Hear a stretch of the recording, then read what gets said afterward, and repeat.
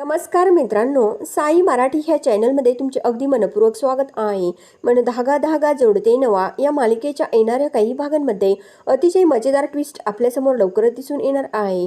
तर मित्रांनो, इकडे ज्यावेळेस ही सुखदा म्हणजे सुधाच्या मैत्रिणीची मुलगी ही राजाध्यक्ष फॅमिलीमध्ये आलेली असते, त्याच वेळेस सार्थकचे आणि ह्या सुखदाचे मंदिरासमोरच एकमेकांची भेट झालेली असते. परंतु सार्थकला माहीत नसतं की सुखदा ही आईच्या मैत्रिणीची मुलगी आहे म्हणून. सुखदा मंदिरासमोर असणाऱ्या फुलाच्या दुकानातून खूप काही फुलांचे बुके या राजाध्यक्ष कुटुंबामध्ये घेऊन जात असते आणि सर्व फुलांचे बुके ही सुखदा घेऊन जाते आणि इकडे सुधाच्या घरामध्ये समोरच्याच हॉलमध्ये नेऊन ठेवते. तर आता सुधा, रुंदा, शलाका ह्या सिद्धेश्वर मंदिरामध्ये दर्शनासाठी गेलेल्या असतात. तेथून दर्शनावरून आल्यानंतर इकडे ह्या सुधाला, रुंदाला, शलाकाला समोर फुलांचे खूप काही बुके दिसतात. तर सुधा ही या भिंगरीला आवाज देते आणि भिंगरीला बोलते की भिंगरी, अगं तू एवढे फुलांचे बुके का ठेवलेत? तर भिंगरी बोलते की आई, मी नाही ठेवले, त्या मॅडम आल्यात ना आपल्या घरी पाहुण्या म्हणून, त्यांनी हे सर्व काही फुलांचे बुके ठेवले असल्याचे भिंगरी ही सुधाला सांगते. आता सुधाला प्रश्न पडतो की नेमकं कोण आलं असावं आपल्या घरी, कारण आता या रुंदाला व शलाकाला त्यातलं काही माहीत नसतं. तेवढ्यामध्येही सुखदा आता ह्या सुधासमोर येते आणि बोलते की हाय सुधा मावशी, तू मला ओळखलं नाहीस का? अगं तुझ्या मैत्रिणीची आबाची मी मुलगी म्हणजे सुखदा, असे पण ही सुखदा आपली ओळख करून सुधाला देते. आता हे ऐकून या सुधाला खूप आनंद होतो. सुधा लगेच या सुखदाला घट्ट मिठी मारते. त्यानंतर असं बघायला मिळतं की ही सुखदा विचारते की ही आजी कोण आहे. आता ह्या रुंदाच्या चेहऱ्यावरून या सुखदाने या रुंदाला आजी म्हटलेलं असतं. तेवढ्यामध्ये आता ही सुधा बोलते की अगं ती माझी जाऊबाई आहे रुंदा. त्यानंतर आता ही सुखदा या रुंदाला बोलते की रुंदा आंटी. त्यानंतर आता ही सुखदा या शलाकाची ओळखसुद्धा करून घेते. त्यानंतर शलाका ही या सुखदाच्या हातात हात देते. इकडे असं बघायला मिळतं की तेवढ्यामध्ये आकू पण तिथे येते.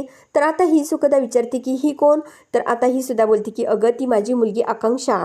त्यानंतर आता ही सुखदा या आकांक्षाच्या हातात हात देते आणि बोलते की मी आकांक्षा.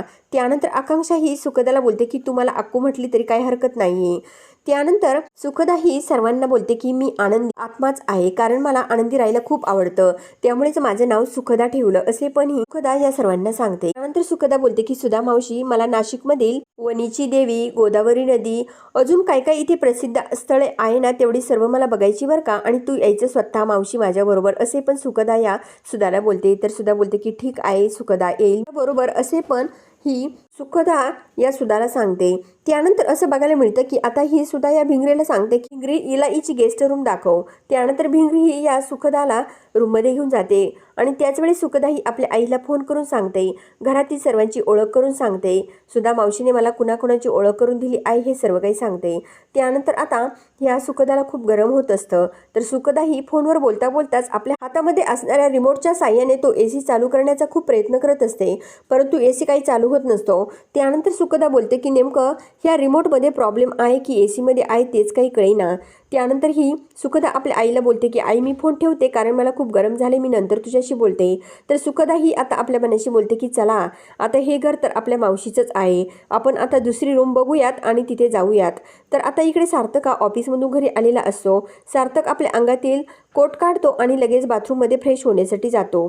आता सार्थकला या सुखदाबद्दल काही माहीत नसतं.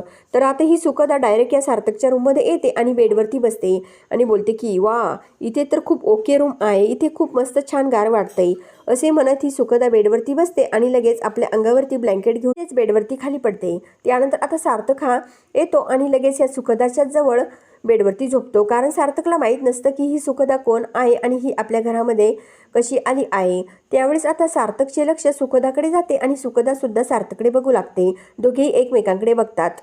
त्यानंतर दुसऱ्या दिवशी आता सार्थक हा आपलं आटोपून सर्व काही ऑफिसला निघलेला असतो.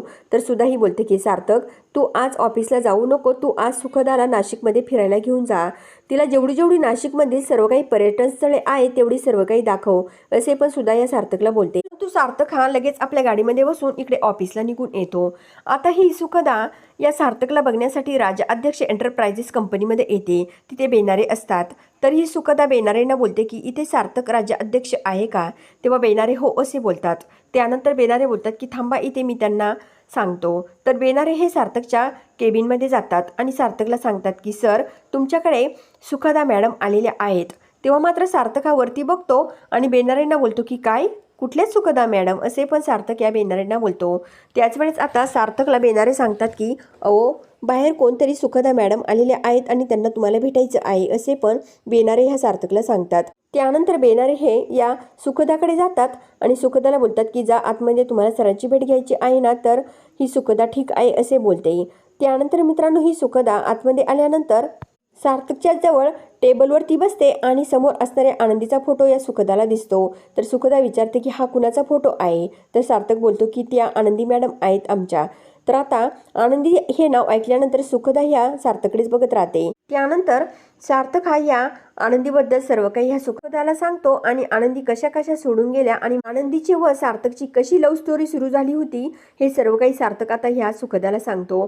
ते ऐकून मित्रांनो ह्या सुखदाला सुद्धा खूप असं टेन्शन येतं. कारण खरोखर आनंदीचं व सार्थकचं एकमेकांवर खूप प्रेम असतं आणि एकमेकांचं एवढं प्रेम बघून आता ह्या सुखदाला सुद्धा या सार्थकच्या मनामध्ये जे काही आनंदीचे प्रेम असते त्याची जाणीव झालेली असते.